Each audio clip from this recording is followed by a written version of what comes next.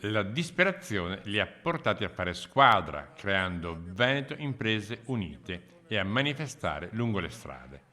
Dopo un anno di lockdown, senza che ci siano stati miglioramenti e con ristori quantificati come pari al 7% dei fatturati perduti, le partite IVA cercano di farsi sentire. Siamo già andati all'INPS, siamo andati all'Agenzia delle Entrate, siamo andati davanti alla sede della Protezione Civile da Zaia, sono andato un paio di volte a Roma, ho fatto una manifestazione a Milano.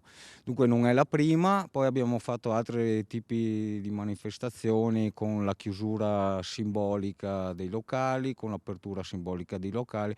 Dunque siamo sempre attivi per dimostrare il nostro disagio che a tuttora viene snobbato. Si parla di imprese di turismo, sport, wellness, commercio e cultura, il cui fatturato costituisce il 50% del PIL nazionale. Per far capire che noi siamo chiusi e quando siamo chiusi diventiamo a reddito zero. Volevamo far capire che non solo è in sé la ristorazione, ma che dietro la ristorazione comunque ci sono famiglie, ci sono figli, c'è vita ehm, e dunque tutta una serie di problematiche che non si ferma al bar. Persone che giunte alla soglia della disperazione chiedono attenzione.